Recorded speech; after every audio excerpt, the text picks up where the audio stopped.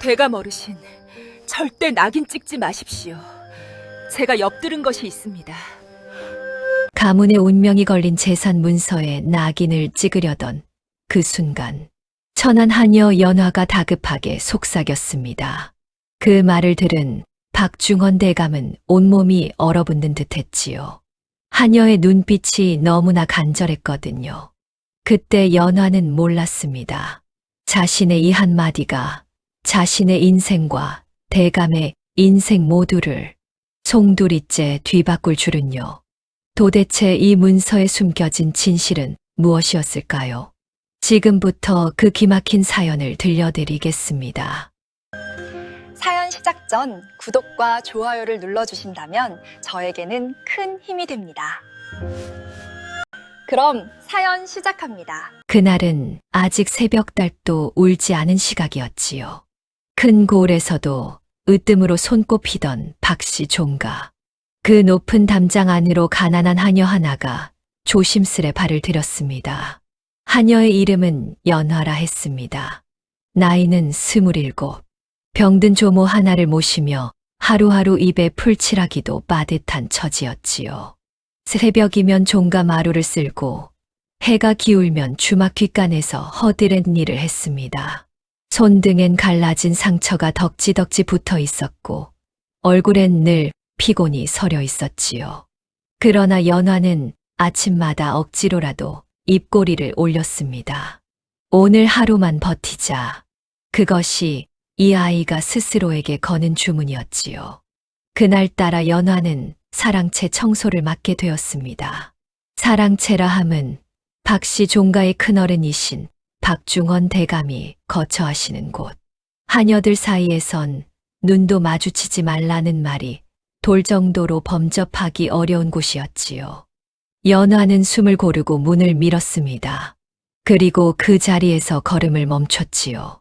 사랑채 안 박중헌 대감이 누워 있었습니다. 허나 그 모습이 심상치 않았습니다. 이부자리에 반드시 누운 것이 아니라 찬 마루 위에 외투 하나 걸친 채 쓰러지듯 잠들어 있었지요. 화로의 불은 꺼진 지 오래였고 발치엔 밤새 덮었을 법한 호치불이 떨어져 있었습니다.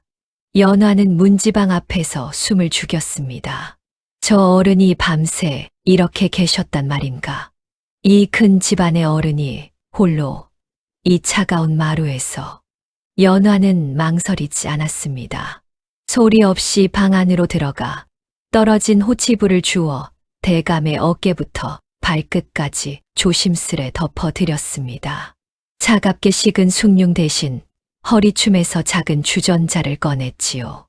늘 조모를 위해 다려다니던 둥글레 차였습니다. 찻잔에 따뜻한 차를 따라 상 위에 올려놓고 연화는 한 장 쪽지를 썼습니다.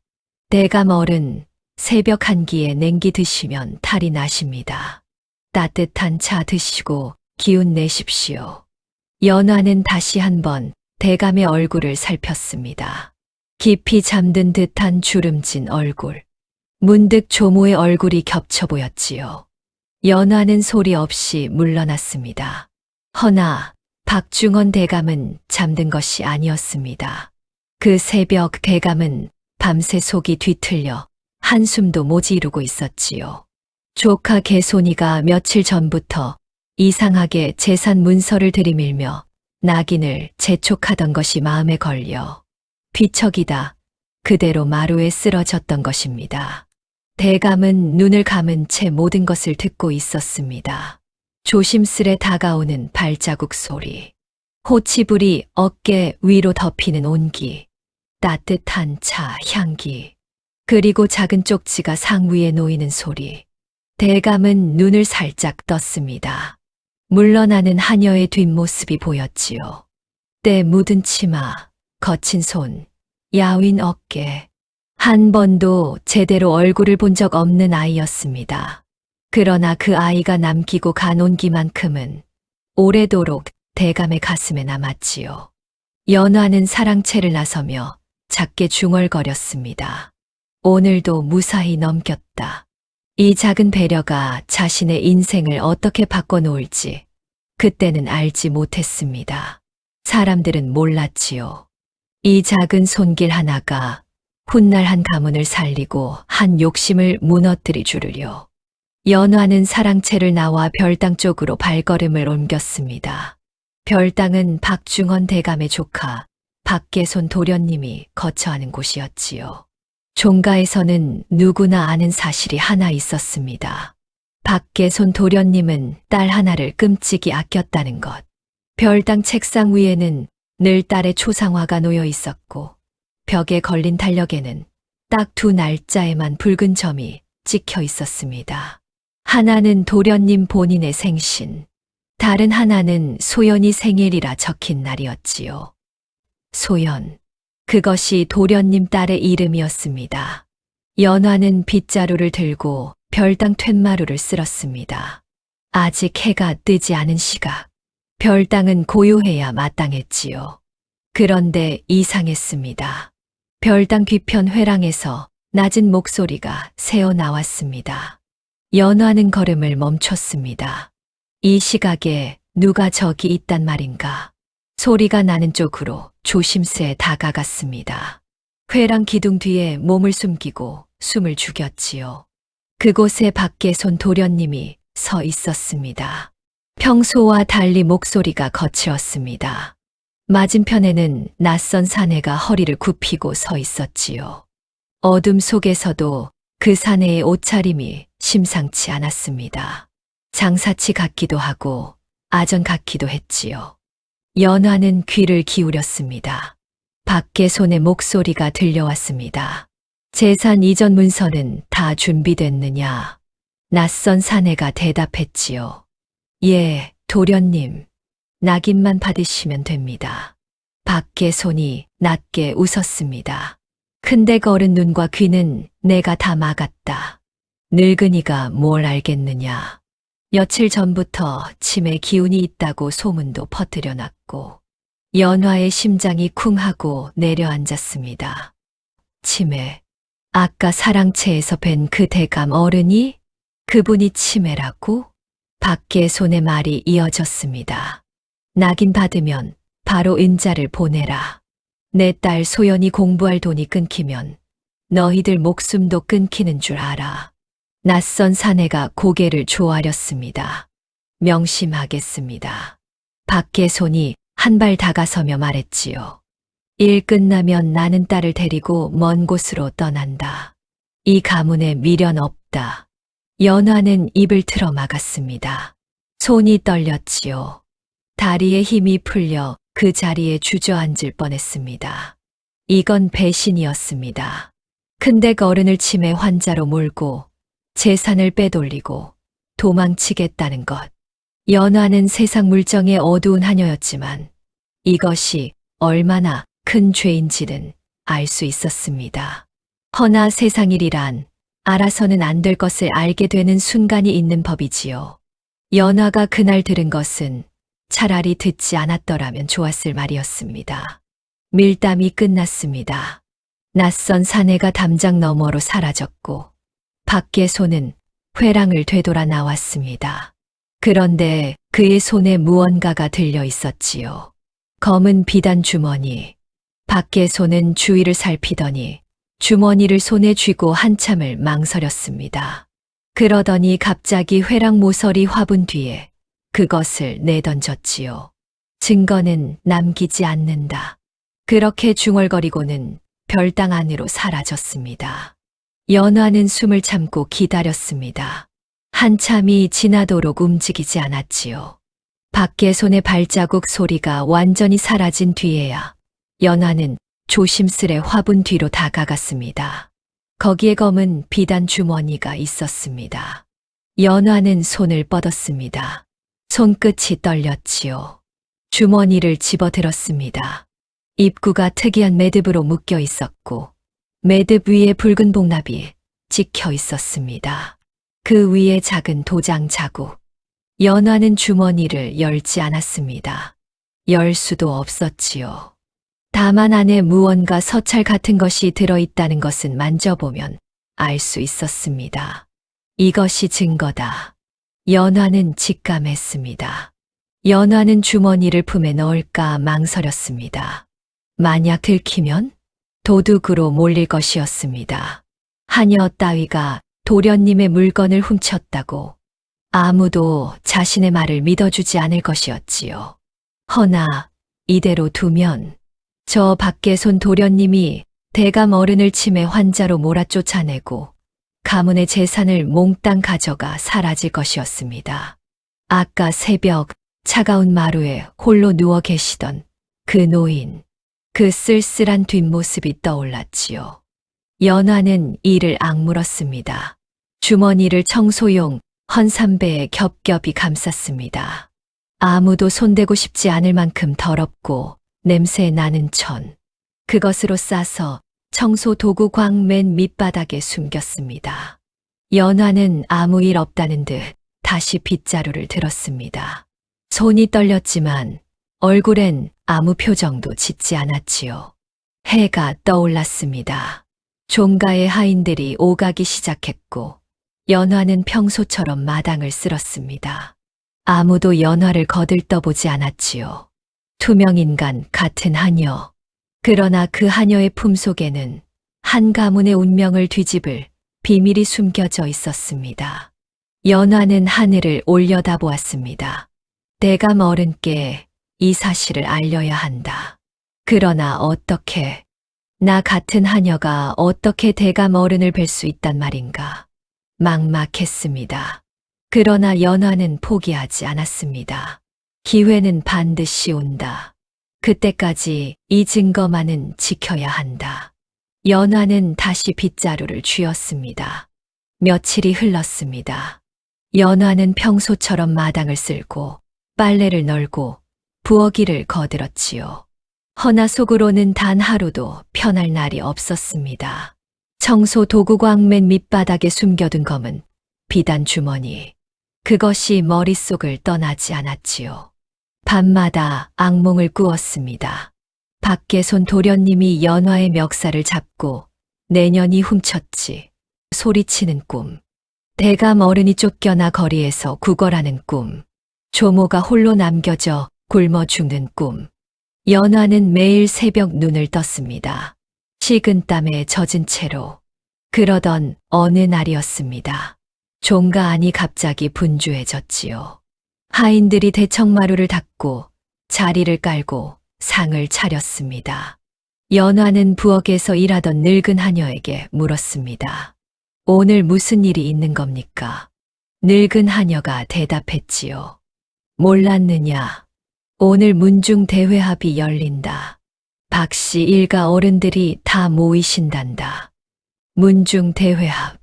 연화는 가슴이 철렁 내려앉았습니다. 밖에손 도련님이 말했던 것이 떠올랐지요. 낙인만 받으면 끝이다. 오늘이구나. 오늘 밖에손 도련님이 대감 어른의 낙인을 받아낼 작정이구나. 연화는 손에 쥐고 있던 행주를 떨어뜨렸습니다. 오전이 되자 문중 어른들이 하나둘 도착했습니다. 박씨, 종가, 대청마루, 10여 명의 어른들이 좌정했지요. 모두 수염이 희끗희끗하고 도포 자락이 반듯한 양반들이었습니다. 상좌에는 박중헌 대감이 앉아 계셨습니다. 연화는 그 모습을 멀리서 훔쳐보았지요. 대감의 얼굴이 며칠 전보다 더 수척해 보였습니다. 눈 밑에 그늘이 짙었고 어딘지 피곤한 기색이었지요. 대감 옆에는 밖에손 도련님이 앉아 있었습니다. 도련님의 얼굴에는 감출 수 없는 흥분이 서려 있었지요. 연화는 그 표정을 보자 등골이 서늘해졌습니다. 상 위에는 문서 두루마리와 먹물, 그리고 박중헌 대감의 인장이 놓여 있었습니다. 연화는 다과상 시중을 맡게 되었습니다. 원래 연화의 구역이 아니었지요.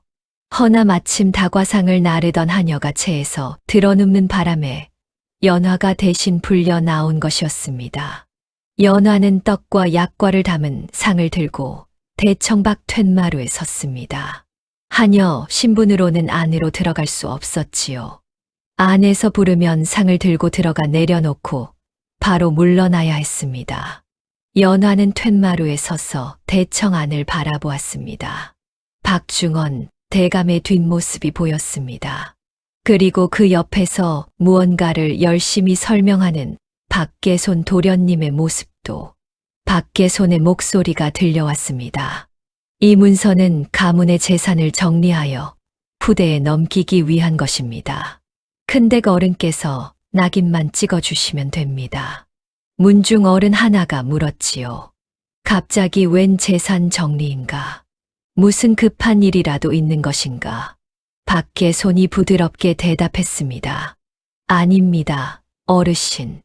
다만 큰댁 어른께서 요즘 기력이 예전 같지 않으시어 만일을 대비해 미리 정리해 두는 것이 좋겠다 싶어서입니다. 기력이 예전 같지 않다. 연화는 그 말에 주먹을 불끈 쥐었습니다. 저게 며칠 전에 들었던 그 수작이구나. 대감 어른을 늙고 병든 사람으로 몰아가는 것. 박계손이 박중원 대감에게 문서를 내밀었습니다. 어르신, 여기에 낙인만 찍어 주십시오. 박중원 대감은 문서를 내려다보았습니다. 한참을 말없이 바라보았지요. 연화는 숨을 죽였습니다. 찍으시면 안 됩니다. 대감 어른, 저 문서에 찍으시면 안 됩니다. 그러나 연화는 입을 열 수 없었습니다. 하녀 따위가 문중 대회 앞에서 입을 열 수 있는 것이 아니었지요.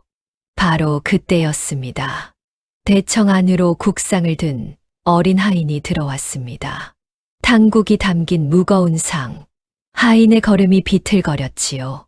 그리고 철퍼덕, 하인이 발을 헛디뎌 넘어졌습니다.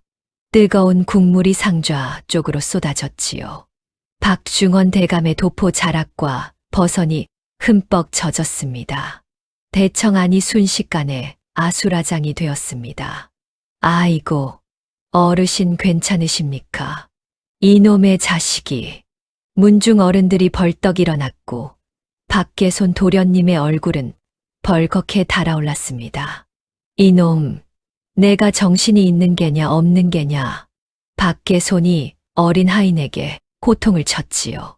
하인은 바닥에 엎드려 이마를 찌으며 용서를 빌었습니다. 박중원 대감은 손을 저으며 괜찮다, 괜찮다고 말했지만 도포 자락은 이미 국물에 젖어 있었습니다. 이제 연화에게 남은 시간은 숨 한 번 쉴 사이뿐이었습니다. 이 순간을 놓치면 가문은 끝장이었지요. 연화는 망설이지 않았습니다. 툇마루에 놓아둔 다과상을 옆으로 밀치고 대청 안으로 뛰어들어갔습니다. 손에는 마른 수건과 대야. 문중 어른들의 시선이 일제히 연화에게 쏠렸습니다. 저녀는 뭐냐? 하녀가 감히 대청에 들어오다니. 수군거림이 들렸지요. 연화는 아랑곳하지 않았습니다. 먼저 바닥에 엎드린 어린 하인에게 다가가 어깨를 토닥였습니다. 괜찮다. 일어나거라. 그리고는 박중원 대감 앞으로 나아가 무릎을 꿇었습니다. 대감 어르신 송구합니다. 제가 닦아드리겠습니다. 연화는 고개를 숙인 채 젖은 도포 자락과 버선을 조심스럽게 닦기 시작했습니다. 박계손이 연화를 끌어내려 했습니다. 이년아, 내가 뭔데 감히. 그러나 박중원 대감이 손을 들어 막았지요. 됐다. 저 아이가 마저 닦게 두어라. 박계손은 입을 다물었습니다. 그러나 연화를 노려보는 눈빛은 칼날 같았지요. 연화는 고개를 더 깊이 숙였습니다. 손은 도포 자락을 닦고 있었지만 온 신경은 다른 곳에 가 있었습니다. 지금이다.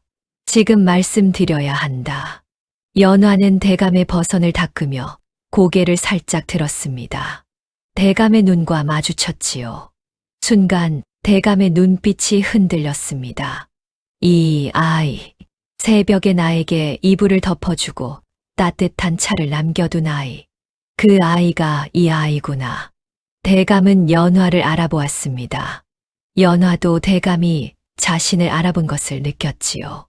연화는 버선을 닦는 척하며 고개를 더 숙였습니다. 그리고 주변의 웅성거림 속에서 오직 대감만 들을 수 있는 목소리로 속삭였습니다. 대감 어르신. 대감의 손이 미세하게 떨렸지요. 절대 낙인 찍지 마십시오. 대감의 눈빛이 날카로워졌습니다. 연화는 계속 속삭였습니다. 도련님이 밤중에 별당 회랑에서 밀담을 나누는 것을 들었습니다. 대감의 숨결이 거칠어졌지요. 가문 재산을 모두 빼돌리고 대감 어르신을 치매 환자로 몰아쫓아낼 작정입니다. 대감의 얼굴이 굳어졌습니다. 일 끝나면 따님을 데리고 먼 곳으로 떠나겠다 했습니다. 이 가문에 미련 없다고 연화는 마지막으로 덧붙였습니다. 증거가 있습니다. 도련님이 버린 밀서 뭉치를 제가 가지고 있습니다. 박중원 대감은 아무 말도 하지 않았습니다. 그러나 등골이 서늘해지는 것을 느꼈지요. 며칠 전부터 이상하게 느꼈던 것들이 퍼즐처럼 맞춰졌습니다. 개손이가 갑자기 재산 문서를 들이밀며 낙인을 재촉했던 것, 자신을 치매 환자 취급하며 문서 내용을 제대로 설명하지 않았던 것, 문중 어른들 사이에서 큰댁 어른이 요즘 정신이 오락가락한다더라는 소문이 돌았던 것, 모든 것이 개손이의 짓이었구나. 대감은 이를 악물었습니다. 연화는 아무 일 없다는 듯 다시 도포 자락을 닦았습니다. 그리고 평소보다 큰 목소리로 말했지요. 송구합니다. 대감 어르신. 이만 물러가겠습니다. 연화는 공손히 절을 하고 자리에서 일어났습니다. 젖은 수건과 대야를 들고 대청 밖으로 물러났지요. 밖에 손이 연화의 뒷모습을 노려보았습니다. 전현, 뭔가 이상하다. 대감 어른 귀에 뭘 속삭인 것 같은데. 그러나 확신할 수 없었지요.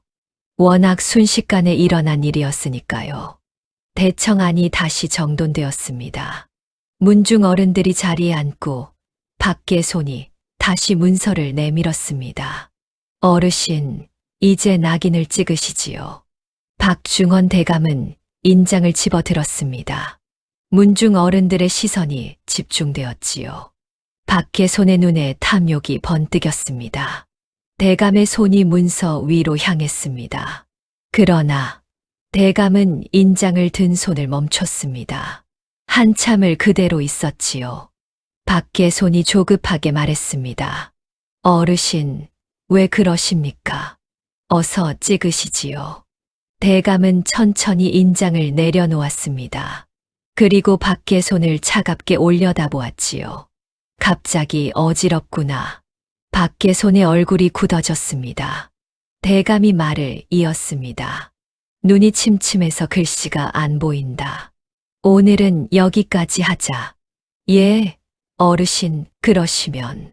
밖에 손이 다급하게 나섰지만 대감은 손을 저었습니다. 낙인은 며칠 뒤에 찍겠다. 서두를 일이 아니지 않느냐. 대감은 지팡이를 짚고 자리에서 일어났습니다. 문중 어른들이 웅성거렸지요. 갑자기 왜 저러시는 거지? 어르신이 정말 기력이 쇠하신 게 아닌가. 밖에 손의 얼굴은 벌겋게 달아올랐습니다. 주먹을 불끈 쥐었지만 문중 어른들 앞에서 내색할 수 없었지요. 박중원 대감이 대청을 나섰습니다. 연화는 툇마루 그늘에 서서 대감의 뒷모습을 바라보았습니다. 대감이 연화 앞을 지나쳤지요. 스치는 순간 대감이 작은 목소리로 말했습니다. 고맙다. 그 한마디. 연화는 고개를 숙인 채 눈물을 삼켰습니다. 해냈다. 일단은 막았다. 연화는 안도의 숨을 내쉬었습니다. 가슴에 손을 얹었지요. 심장이 터질 것처럼 뛰고 있었습니다. 대청 안에서 밖에 손이 나오고 있었습니다. 그의 얼굴은 분노로 일그러져 있었지요. 연화를 스치며 지나갔습니다. 그 눈빛이 칼날 같았지요. 연화는 고개를 숙였습니다. 허나 이것이 끝이 아니라는 것을 그 아이도 알고 있었지요. 박계손 도련님은 절대 포기하지 않을 것입니다. 오늘 실패한 것을 누군가의 탓으로 돌릴 것입니다. 그리고 그 누군가는 10중 8구 자신일 것이었습니다. 연화는 빗자루를 쥐었습니다. 폭풍 전야의 고요함. 연화는 그것을 온몸으로 느끼고 있었지요. 그날 밤, 박계손은 잠을 이루지 못했습니다. 별당 안을 서성이며 이를 갈았지요. 완벽하게 준비한 계획이었습니다. 문중 어른들 앞에서 낙인만 받으면 모든 것이 끝나는 것이었지요.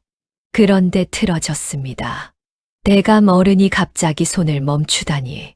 그 눈빛, 분명히 무언가를 눈치챈 눈빛이었습니다. 박계손은 창호지를 노려보았습니다. 누가 불었지? 분명히 누군가 대감 어른 귀에 무언가를 속삭인 것이었습니다. 그렇지 않고서야 저렇게 갑자기 태도가 바뀔 리가 없었지요.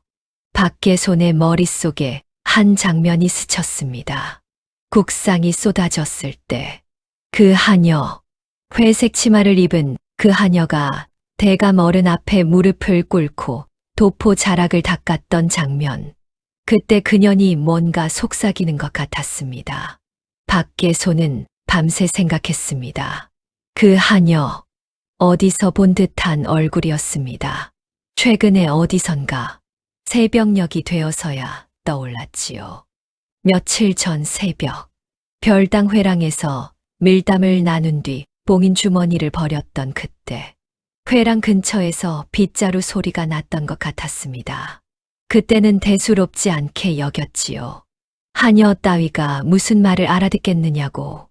허나 지금 생각해보니 그 시각에 회랑 근처를 청소하던 하녀, 그리고 어제 대청에서 대감 어른에게 뭔가를 속삭인 하녀, 같은 년이었습니다. 박계손의 눈이 가늘어졌습니다.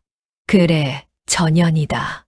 날이 밝자마자 박계손은 행랑채로 사람을 보냈습니다. 어제 대청에서 다과상 시중 들던 하녀를 데려오너라. 당장 하인이 급히 달려갔지요. 연화는 그 시각 부엌에서 아궁이에 불을 지피고 있었습니다. 어젯밤도 뜬 눈으로 세웠지요. 대감 어른이 낙인을 미루신 것은 다행이었지만 앞으로 어떻게 될지 막막했습니다. 증거는 아직 청소 도구광에 숨겨져 있었습니다. 오늘 중으로 더 안전한 곳으로 옮겨야 한다고 생각하고 있었지요. 그때 하인이 부엌으로 들이닥쳤습니다. 김연화, 너 말이다. 도련님이 부르신다. 당장 따라와. 연화의 심장이 쿵 하고 내려앉았습니다. 연화는 박계손의 별당으로 끌려갔습니다. 별당 안에는 박계손이 상좌에 앉아 있었고 그 옆에는 험상궂은 하인 2명이 서 있었습니다. 연화가 문을 열고 들어서자 박계손의 시선이 칼날처럼 날아왔습니다. 내년이 연화냐? 연화는 고개를 숙였습니다. 예, 도련님. 박계손이 천천히 일어났습니다. 연화 앞으로 다가왔지요. 어제 대청에서 대감 어른 도포 자락을 닦았지. 예. 그때 대감 어른 귀에 뭐라고 속삭였느냐. 연화의 심장이 얼어붙었습니다. 그러나 얼굴에는 아무 표정도 짓지 않았지요. 아무 말도 하지 않았습니다. 도련님. 박계손이 코웃음을 쳤습니다. 거짓말. 내 눈으로 똑똑히 봤다. 내년이 뭔가 속삭이는 것을. 연화는 고개를 숙인 채 대답했습니다. 송구합니다. 도련님. 제가 드린 말씀은 젖은 곳이 있으니 조심하시라는 것뿐이었습니다. 박계손이 연화의 턱을 잡아 올렸습니다. 나를 우습게 보느냐, 이년아. 연화는 눈을 질끈 감았지요. 박계손의 소나귀에 힘이 들어갔습니다. 좋다. 내가 아무 짓도 안 했다면 내 물건을 뒤져도 상관없겠지. 연화의 눈이 커졌습니다. 박계손이 하인들에게 손짓했습니다. 전연의 짐을 모조리 가져와. 귀주 밑까지 다 뒤져. 하인들이 행랑채로 달려갔습니다. 연화는 별당에 갇힌 채 기다려야 했지요. 가슴이 조여왔습니다. 청소 도구광, 헌 삼배에 싸서 맨 밑바닥에 숨겨둔 봉인 주머니. 찾으면 끝이었습니다. 연화는 눈을 감고 기도했습니다. 제발, 제발 찾지 마십시오. 한참 뒤 하인들이 돌아왔습니다. 손에는 연화의 낡은 보따리가 들려 있었습니다. 밖에 손이 눈짓하자 하인들이 보따리를 탁자 위에 쏟아부었습니다. 조모의 약봉지, 낡은 동전 지갑, 헌 버섯 몇 켤레, 작은 손거울, 연화의 초라한 살림살이가 탁자 위로 흩어졌습니다. 밖에 손이 하나하나 뒤적였습니다. 주머니, 검은 비단 주머니, 그것만 찾으면 되었습니다. 그러나 아무리 뒤져도 봉인 주머니는 나오지 않았습니다. 밖에 손의 얼굴이 일그러졌습니다. 청소 도구광은 뒤졌느냐? 하인이 대답했지요. 예, 도련님. 광안도 모조리 뒤졌습니다. 빗자루, 대야, 걸레, 삼배 조각들밖에 없었습니다. 삼배 조각. 밖에 손은 그 말을 흘려들었습니다. 더럽고 냄새나는 삼배 따위를 누가 들춰보겠습니까? 하인들도 손대기 싫어 대충 치웠을 것이었지요. 연화는 속으로 안도의 숨을 내쉬었습니다. 그 더러운 삼배 뭉치 속에 봉인 주머니가 숨겨져 있었습니다. 아무도 그것을 열어볼 생각을 하지 않았던 것이지요. 밖에 손은 분노했습니다. 물증이 없었습니다. 그러나 이 하녀가 무언가를 알고 있다는 확신은 변하지 않았지요. 밖에 손은 연화를 노려보았습니다. 좋다. 내 짐에서는 아무것도 안 나왔다. 연화는 고개를 숙인 채 아무 말도 하지 않았습니다. 밖에 손이 차갑게 말했습니다. 허나 내년이 대감 어른에게 이상한 말을 속삭인 것은 분명하다. 주인에게 불경한 하녀는 이 집안에 둘 수 없다.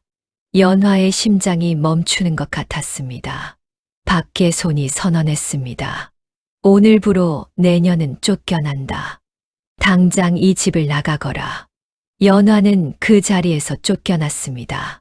변명할 기회도 없었습니다.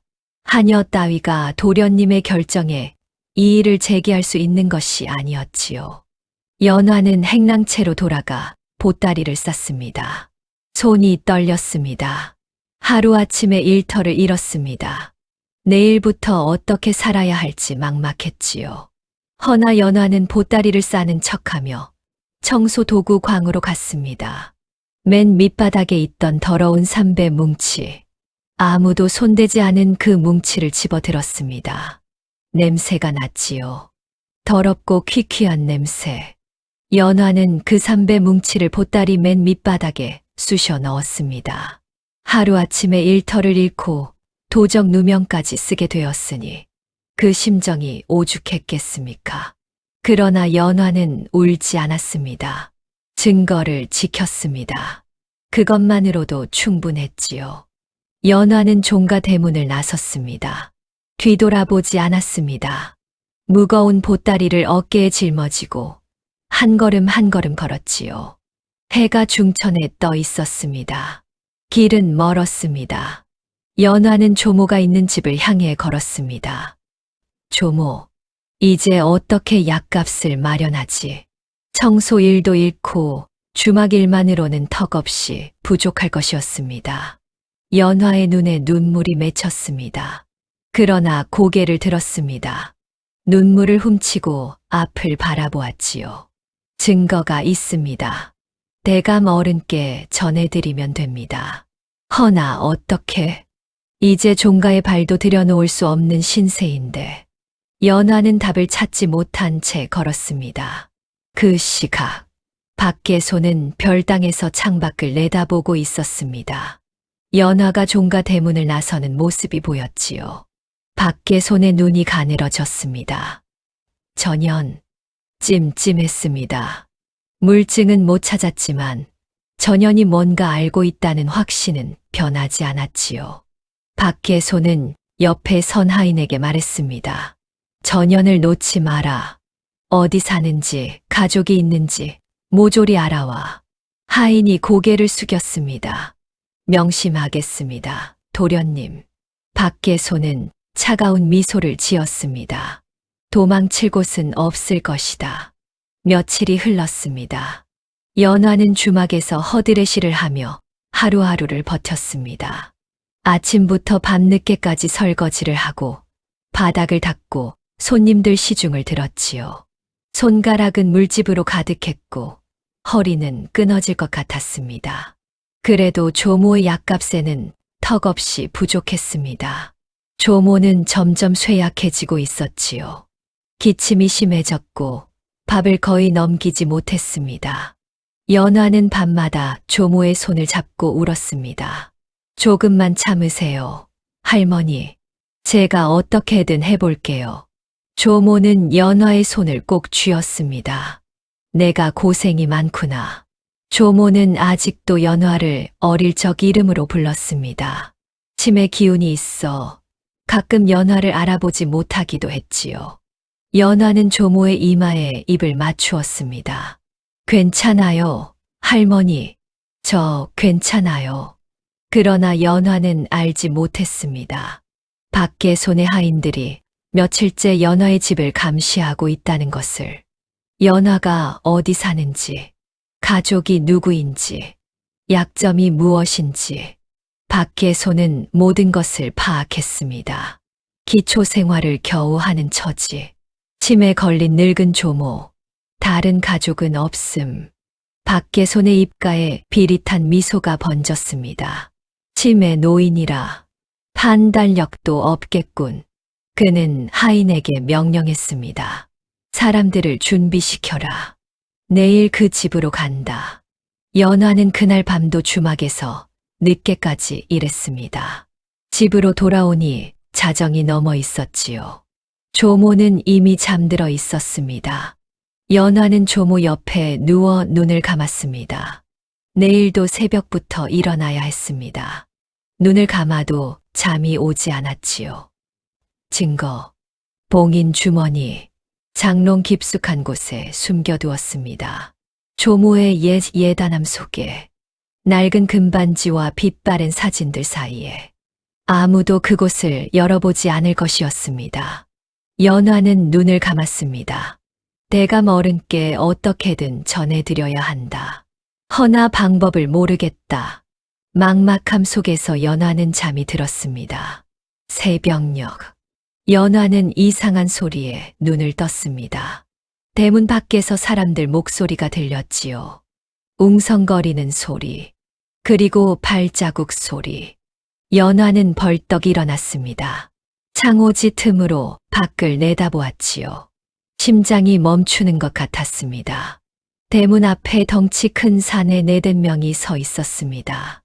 그리고 그 뒤에 밖에손 도련님이 서 있었습니다. 대문이 벌컥 열렸습니다.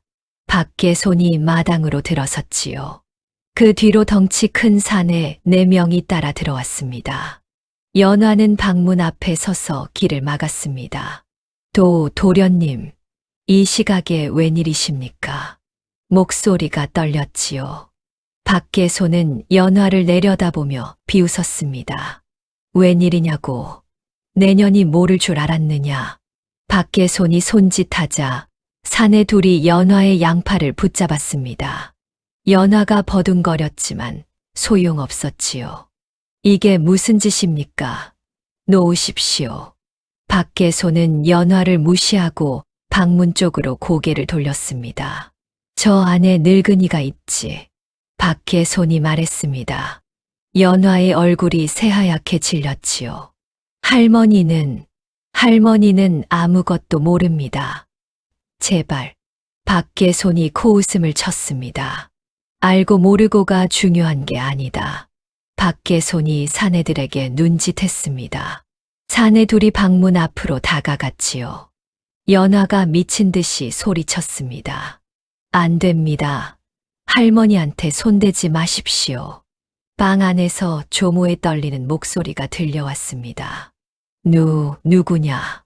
거기 누구 있느냐? 사내들이 방문을 열었습니다. 조모가 이불을 끌어안고 구석에 웅크리고 있었지요. 겁에 질린 눈으로 낯선 사내들을 올려다보았습니다. 아이고, 조모가 벌벌 떨었습니다. 연화는 눈물이 터졌습니다. 제발, 할머니는 늙고 병든 분입니다. 제발 그냥 두십시오. 박계손이 천천히 연화 앞으로 걸어왔습니다. 그냥 두라고? 박계손이 연화의 턱을 잡아 올렸습니다. 내 물건을 내놓으면 그냥 두지. 연화의 심장이 쿵쾅거렸습니다. 무슨 물건 말씀이십니까? 박계손의 눈이 가늘어졌습니다. 검은 비단 주머니, 내년이 가져간 거 안다. 연화는 입술을 깨물었습니다. 정말로 모릅니다. 박계손이 한숨을 쉬었습니다. 좋다. 끝까지 그러겠다 이거지. 박계손이 방 안을 가리켰습니다. 저 늙은이, 치매가 있다며? 연화의 눈이 커졌습니다. 박계손이 담담하게 말했습니다. 치매 걸린 노인은 제 정신으로 살 수가 없지. 누군가 돌봐줘야 해. 박계손이 비웃었습니다. 내가 사람을 보내 저 늙은이를 데려가겠다. 아주 먼 곳으로. 내년이 절대 찾을 수 없는 곳으로. 연화의 눈앞이 캄캄해졌습니다. 그럴 수는. 박계손이 어깨를 으쓱했습니다. 치매 걸린 노인 하나 사라진다고 누가 신경이나 쓰겠느냐. 가족도 없고 돈도 없고 관가에 고한들 찾아줄 리가 있나. 박계손이 한 걸음 다가왔습니다. 연화의 귀에 대고 나지기 말했지요. 오늘 해가 지기 전에 내 물건을 가져와라. 종가 뒷문으로. 혼자서. 연화는 온몸이 얼어붙었습니다. 순순히 가져오면 저 늙은이는 건드리지 않겠다. 허나 만약.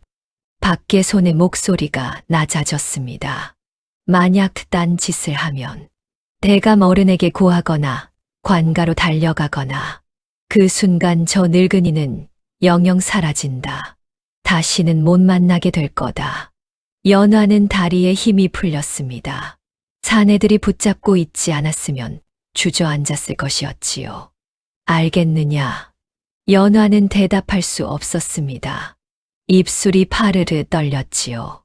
박계손이 돌아섰습니다. 해가 지기 전이다. 잊지 마라. 박계손과 사내들이 떠났습니다.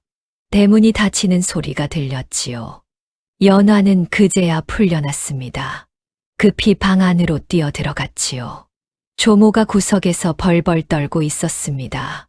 할머니, 괜찮으세요? 연화가 조모를 안았습니다. 조모는 연화를 알아보지 못했습니다. 치매가 심해진 탓이었지요. 너 누구냐? 나를 왜 괴롭히는 거냐? 조모가 연화를 밀어냈습니다. 겁에 질린 눈으로 연화를 바라보았지요. 연화는 가슴이 찢어지는 것 같았습니다. 할머니, 저예요. 연화예요. 할머니 손녀. 조모는 고개를 가로저었습니다. 모르겠다. 무섭다. 무서워. 연화는 조모를 달래어 이불 속에 눕혔습니다. 이마를 쓰다듬고 손을 잡아주었지요. 괜찮아요, 할머니. 이제 다 갔어요. 무서운 사람들 다 갔어요. 조모는 한참을 떨다가 겨우 잠이 들었습니다. 연화는 조모의 주름진 손을 쥐고 눈물을 흘렸습니다. 이 손이 나를 길러주셨다. 부모 없이 자란 나를 이 손이 먹여 살렸다.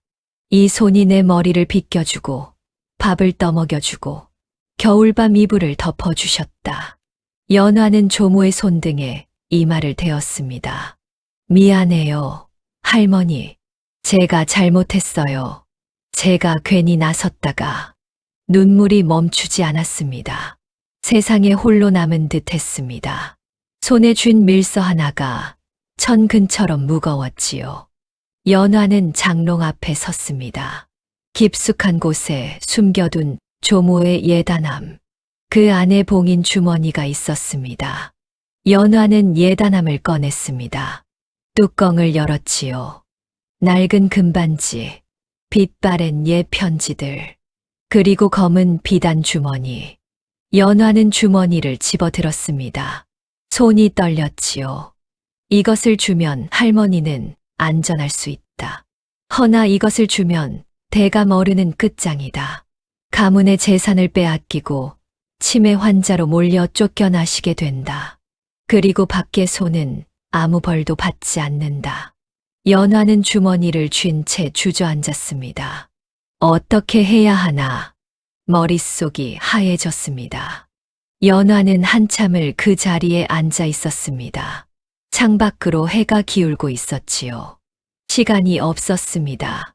연화는 눈을 감았습니다. 대감 어른, 그 새벽 차가운 마루에 홀로 누워 계시던 그 쓸쓸한 뒷모습. 나에게 고맙다고 하셨던 그 한마디. 연화는 가슴이 아팠습니다. 죄송합니다. 대감 어른, 저는 할머니를 버릴 수가 없습니다. 연화는 봉인 주머니를 품에 넣었습니다. 일어섰습니다. 종가 뒷문으로 가야 했습니다. 연화는 집을 나섰습니다. 무거운 발걸음으로 골목을 걸었지요. 해가 붉게 물들고 있었습니다. 저녁 노을이 온 세상을 핏빛으로 물들였지요. 연화는 걸으며 눈물을 흘렸습니다. 죄송합니다. 죄송합니다. 죄송합니다. 마음속으로 계속 사죄했습니다. 대감 어른께, 그리고 자기 자신에게. 골목 모퉁이를 돌아서려는 순간이었습니다. 갑자기 커다란 가마 하나가 연화 앞을 가로막았습니다. 연화는 깜짝 놀라 뒷걸음질 쳤습니다. 밖에 손이 보낸 사람들인가? 혹시 미리 와서 기다리고 있었던 것인가? 연화는 봉인 주머니를 품속 깊이 감추며 몸을 웅크렸습니다. 가마 문이 열렸습니다. 그리고 안에서 내린 사람은 지팡이를 짚은 박중원 대감이었습니다. 연화는 숨이 멎는 것 같았습니다. 대감 어르신. 박중원 대감이 연화 앞으로 걸어왔습니다. 평소에 위험 있는 도포 대신 낡은 두루마기를 걸치고 있었지요. 갓도 쓰지 않았습니다. 눈에 띄지 않으려 일부러 허름하게 차려입은 모습이었습니다. 대감이 연화의 어깨를 부드럽게 잡았습니다. 다 들었다. 연화의 눈에서 눈물이 터졌습니다. 대감 어르신, 저는 말이 나오지 않았습니다. 목이 메었지요. 박중원 대감이 연화의 등을 토닥였습니다. 내가 사람을 풀어 내 집 근처를 살피게 했었다. 오늘 새벽 개손이가 내 집에 들이닥친 것도 다 보고 들었다. 연화는 고개를 들었습니다. 그럼 대감이 고개를 끄덕였습니다. 그래, 내가 혼자서 무거운 짐을 지고 있다는 것 알고 있었다. 연화는 더 이상 참지 못하고 울음을 터뜨렸습니다. 대감 어르신, 죄송합니다. 저는 할머니를 잃을 수가. 대감이 연화를 가만히 안아주었습니다. 괜찮아. 대감이 연화를 놓아주며 말했습니다. 내가 지켜준다고 하지 않았느냐. 걱정 말거라. 연화는 눈물을 훔치며 물었습니다. 하지만 할머니가, 밖에 손 도련님이 할머니를. 대감이 손을 들어 연화의 말을 막았습니다. 이미 손을 썼다. 내 조모는 지금 이 순간 안전한 곳으로 옮겨지고 있다. 연화의 눈이 휘둥그레졌습니다. 예, 대감이 미소 지었습니다. 내가 믿을 수 있는 자들을 보내 내 조모를 모셔왔다. 지금쯤 우리 별장에 도착했을 게다. 의원도 불러두었고 시중들 사람도 배치해 두었다. 연화는 믿기지 않았습니다. 정말입니까? 대감이 고개를 끄덕였습니다. 그래. 내 조모는 이제 아무도 손댈 수 없는 곳에 있다. 개손이가 아무리 날뛰어도 소용없어. 연화는 그 자리에 무릎을 꿇었습니다. 이마를 땅에 대고 절을 올렸지요. 대감 어르신, 이 은혜를 어떻게, 대감이 연화를 일으켜 세웠습니다. 은혜라니, 내가 먼저 나에게 은혜를 베풀지 않았느냐. 연화가 고개를 들었습니다. 대감이 말했습니다. 그 새벽, 아무도 보지 않는 곳에서 내가 내게 이불을 덮어주고 따뜻한 차를 남겨두었지. 그 작은 손길이 이 늙은이 마음을 녹였다. 허나 은혜는 씨앗과 같아서 언젠가는 반드시 싹을 틔우는 법이지요. 대감이 연화의 손을 잡았습니다.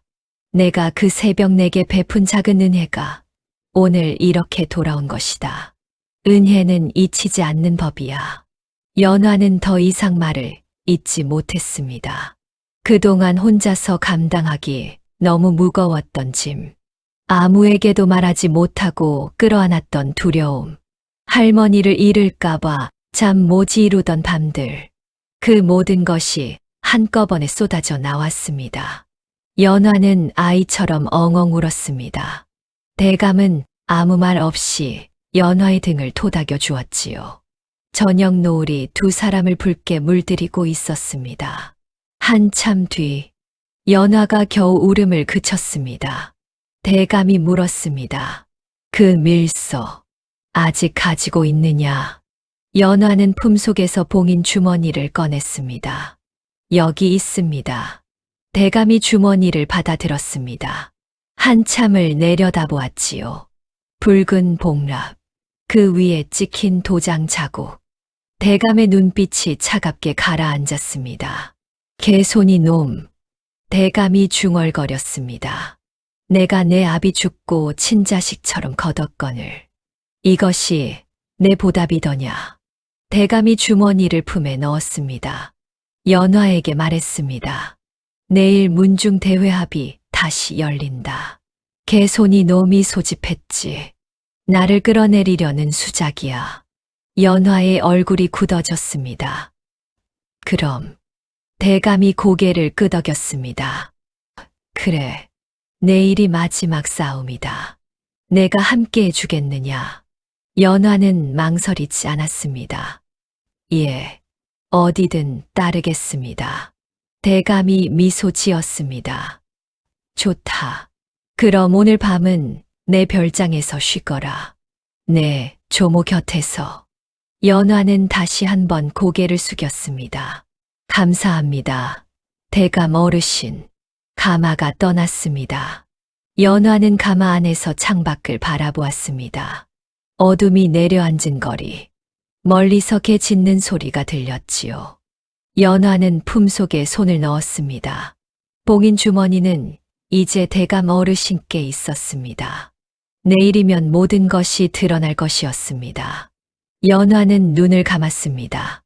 두렵지 않았습니다. 더 이상 혼자가 아니었으니까요.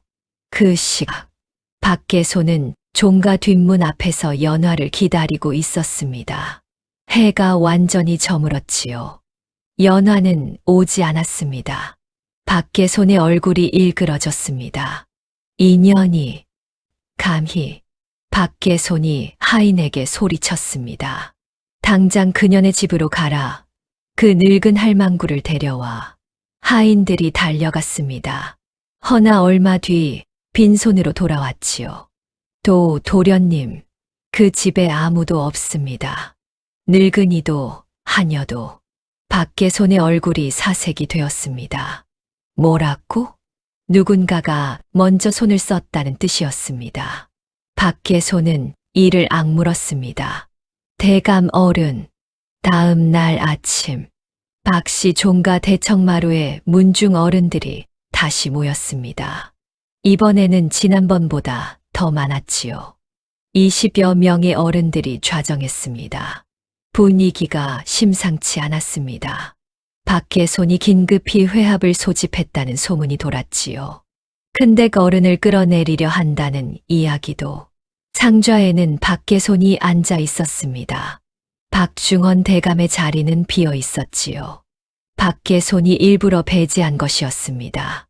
박계손이 침통한 표정을 지으며 입을 열었습니다. 어르신들, 차마 말씀드리기 송구하오나 흰 손수건으로 눈가를 훔쳤지요. 큰댁 어른의 정신이 온전치 못합니다. 문중 어른들이 웅성거렸습니다. 박계손이 품에서 두루마리 2개를 꺼냈습니다. 이것은 의원의 진단서입니다. 큰댁 어른께서 치매 증세가 있다고 적혀 있습니다. 첫 번째 두루마리를 펼쳐 보였지요. 그리고 이것은 하인들의 진술서입니다. 큰댁 어른께서 비틀거리며 쓰러지시는 것을 여러 차례 목격했다고 합니다. 문중 어른들 사이에 술렁임이 커졌습니다. 박계손이 목소리를 높였습니다. 이러한 분께 가문의 재산을 맡길 수 있겠습니까? 박계손이 눈물을 훔친 척했습니다. 저도 피부치로서 가슴이 찢어집니다. 허나 가문을 위해 결단해야 합니다. 박계손이 문서를 꺼내 상 위에 놓았습니다. 큰댁 어른을 종주 자리에서 물러나시게 하고 재산 관리는 제가 맡겠습니다. 문중 어른 몇몇이 고개를 끄덕였지요. 박계손이 의사봉을 들어 올렸습니다. 그럼 지금 바로 결의하시지요. 바로 그 순간 쾅! 대청문이 열렸습니다. 모든 시선이 문 쪽으로 쏠렸지요. 지팡이를 짚은 박중헌 대감이 서 있었습니다. 등을 곧게 펴고 눈빛은 형형했지요. 치매 환자의 모습은 어디에도 없었습니다. 박계손의 얼굴이 새하얗게 질렸습니다. 어르신, 어찌 여기. 박중헌 대감이 천천히 대청 안으로 걸어 들어왔습니다. 문중 어른들이 자리에서 일어났지요. 대감이 박계손을 똑바로 쳐다보며 말했습니다. 내 정신이 온전치 못하다고? 박계손이 입을 달싹거렸지만 말이 나오지 않았습니다. 대감이 차갑게 말했습니다. 미쳐버린 건 내 욕심이다, 이놈아. 대감 뒤로 누군가 걸어 들어왔습니다. 깔끔한 옷차림의 젊은 여인, 연화였습니다. 더 이상 때 묻은 하녀의 모습이 아니었지요. 손에 검은 비단 주머니 하나를 들고 있었습니다. 문중 어른들이 수군거렸습니다. 저 여인은 누구냐? 행랑의 하녀 아니더냐? 연화가 대청 가운데로 나아갔습니다.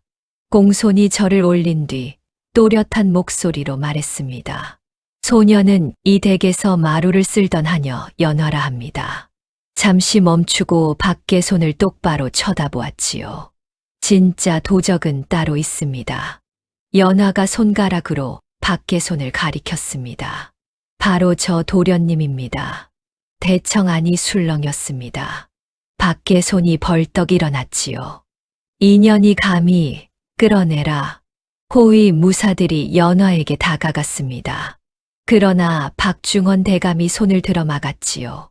손대지 마라. 저 아이 말을 끝까지 들어라. 무사들이 멈췄습니다. 박계손은 이를 악물었지만 대감 앞에서 더 이상 소리칠 수 없었습니다. 연화가 손에 든 검은 비단 주머니를 높이 들어 올렸습니다. 이것은 도련님이 증거를 없애려 직접 버리신 밀서 뭉치입니다. 문중 어른들의 시선이 주머니에 집중되었지요. 이 안에 도련님이 가문 재산을 빼돌리려 한 모든 흔적이 담겨 있습니다. 웅성거림이 커졌습니다. 연화가 주머니에 매듭을 풀었습니다. 안에서 밀서 3장을 꺼냈지요. 박계손이 소리쳤습니다. 그건 조작이다. 문중 어른들이 박계손을 쳐다보았습니다. 박계손이 다급하게 말했습니다. 누군가 저를 모함하려고 꾸민 것입니다. 저는 저런 밀서를 쓴 적이 없습니다.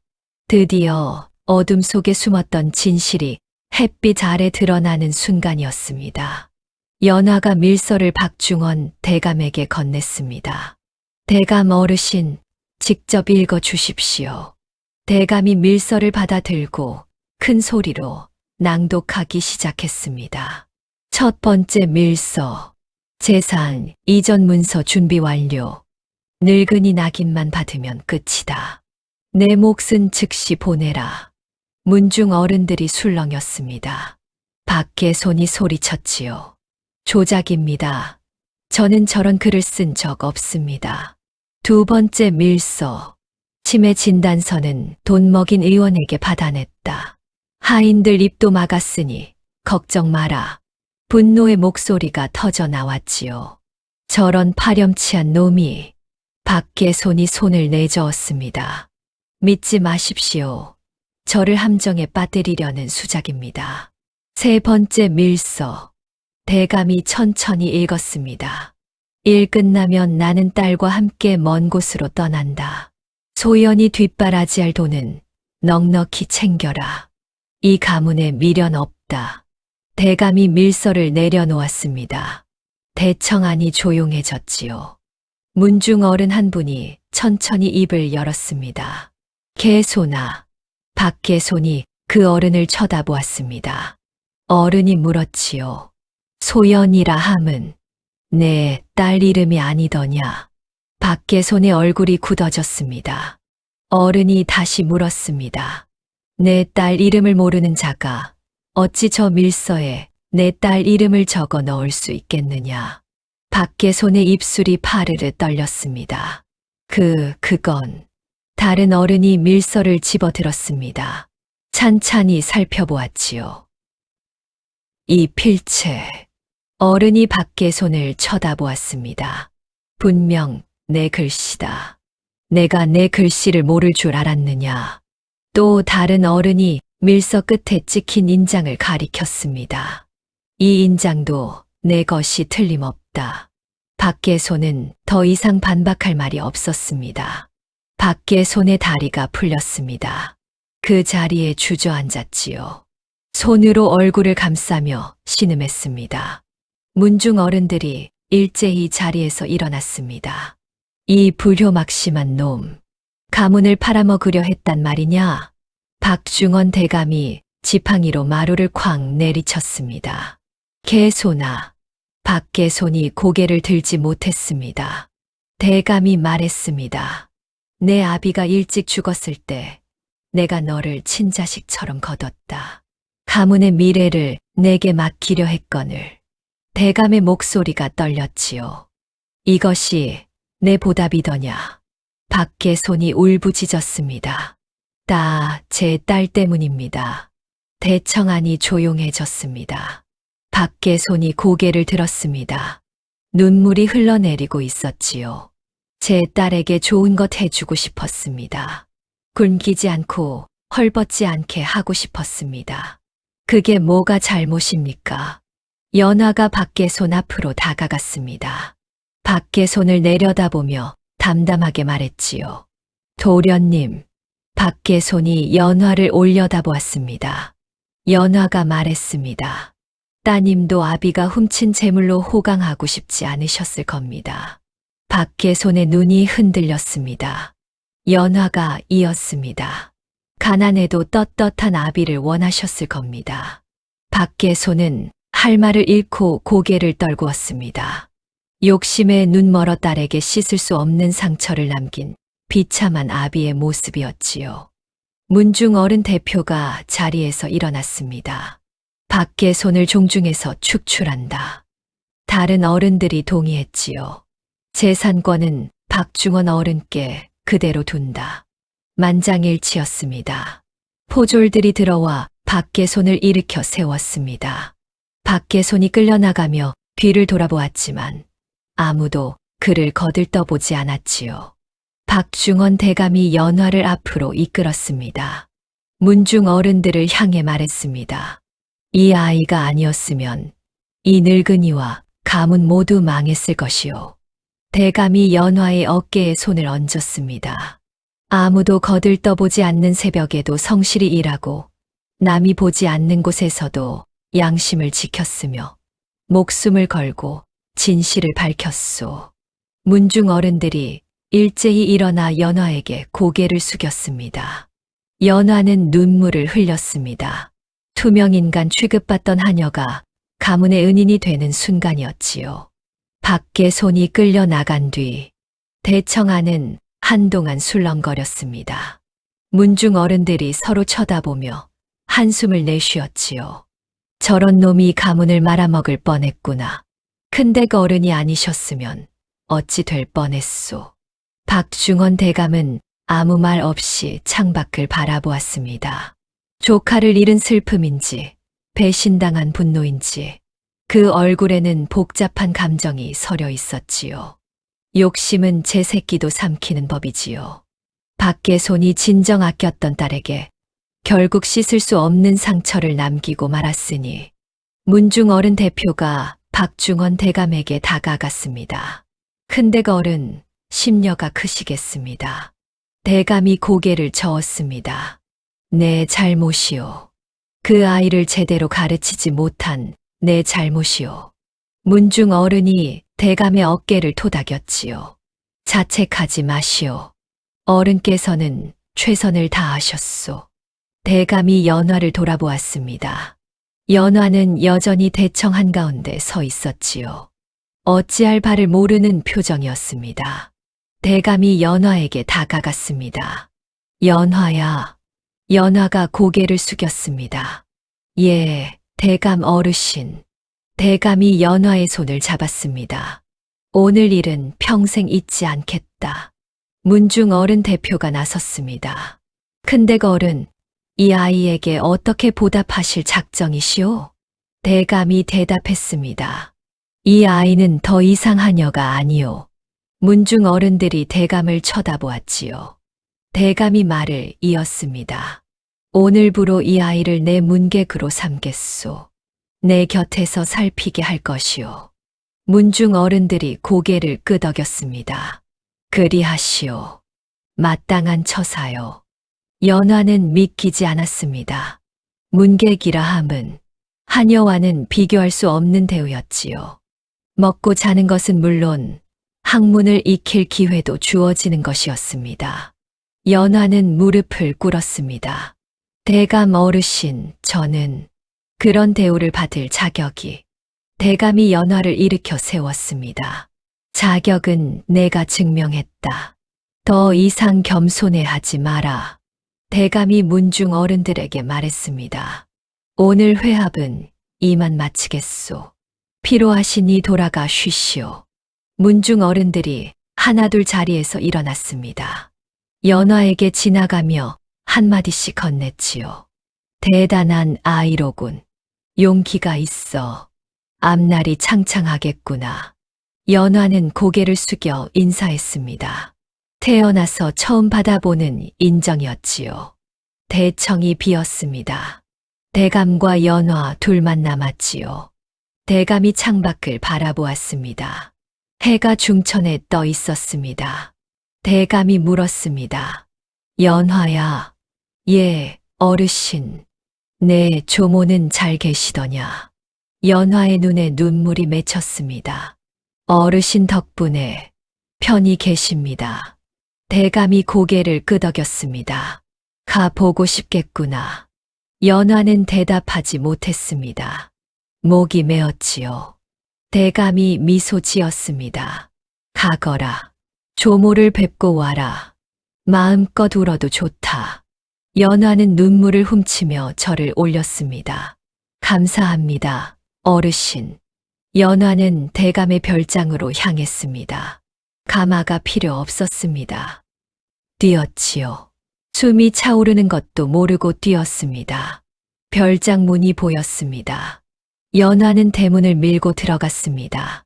안채에서 익숙한 목소리가 들렸습니다. 밥이 맛있구나. 고맙다, 고맙다. 조모의 목소리였습니다. 연화는 그 자리에 멈춰 섰습니다. 다리에 힘이 풀렸지요. 방문을 열었습니다. 조모가 방 안에 앉아 있었습니다. 깨끗한 이불 위에 따뜻한 방 안에 얼굴에 혈색이 돌아 있었지요. 조모가 연화를 올려다보았습니다. 한참을 바라보았지요. 너. 연화는 숨을 멈췄습니다. 조모가 나를 알아볼까? 혹시 또 모른다고 하면 어쩌지? 조모의 눈에 눈물이 맺혔습니다. 연화야, 알아보았습니다. 조모가 연화를 알아보았습니다. 연화는 조모에게 달려갔습니다. 무릎을 꿇고 조모를 끌어안았지요. 할머니, 할머니. 조모가 연화의 머리를 쓰다듬었습니다. 우리 연화, 고생 많았다. 연화는 조모의 품에서 엉엉 울었습니다. 그동안 참았던 눈물이 한꺼번에 쏟아졌지요. 무서웠던 날들, 외로웠던 밤들, 할머니를 잃을까 봐 떨었던 순간들, 모든 것이 끝났습니다. 이제 괜찮았습니다. 한참 뒤, 연화가 겨우 눈물을 그쳤습니다. 조모가 연화의 얼굴을 두 손으로 감싸며 물었습니다. 여기가 어디냐? 어찌 이리 좋은 곳에 있는 게냐? 연화는 웃으며 대답했습니다. 대감 어르신이 우리를 돌봐주시기로 했어요. 조모가 눈을 깜빡였습니다. 대감이라니. 무슨 대감? 연화가 조모의 손을 꼭 잡았습니다. 천천히 말씀드릴게요. 긴 이야기예요. 연화는 조모 곁에 앉아 모든 것을 이야기했습니다. 새벽에 대감 어르신께 이불을 덮어드린 일, 밖에 손 도련님의 음모를 엿들은 일, 밀서를 숨기고 쫓겨나고 협박받은 일, 그리고 오늘 모든 진실이 밝혀진 일. 조모는 연화의 이야기를 듣다가 여러 번 눈물을 훔쳤습니다. 우리 연화가 그런 일을. 연화가 조모의 손을 쥐었습니다. 이제 다 끝났어요. 할머니. 저녁 무렵 박중원 대감이 별장에 도착했습니다. 연화와 조모가 마당으로 나와 맞이했지요. 조모는 대감을 보자 바닥에 엎드려 절을 올렸습니다. 대감 어르신, 이 늙은 것이 무어라 감사를 드려야 할지. 대감이 조모를 부축해 일으켰습니다. 어르신, 절 받을 자격이 없습니다. 제 조카 때문에 고생하셨는데. 조모가 고개를 저었습니다. 아닙니다. 대감 어르신 덕분에 목숨을 건졌습니다. 대감이 조모의 손을 잡았습니다. 앞으로는 걱정 마십시오. 제가 두 분을 모시겠습니다. 조모는 또 눈물을 흘렸지요. 연화도 눈시울이 붉어졌습니다. 대감이 연화에게 말했습니다. 연화야. 예, 어르신. 대감이 미소 지었습니다. 내일부터 내 조모는 이 별장에서 지내시게 될 것이다. 의원도 매일 오게 해 두었다. 연화는 말문이 막혔습니다. 대감이 말을 이었습니다. 그리고 너는 내 곁에서 일하며 학문을 익히거라. 내가 원한다면 말이다. 연화는 무릎을 꿇었습니다. 어르신, 이 은혜를 어떻게? 대감이 연화를 일으켜 세우며 말했습니다.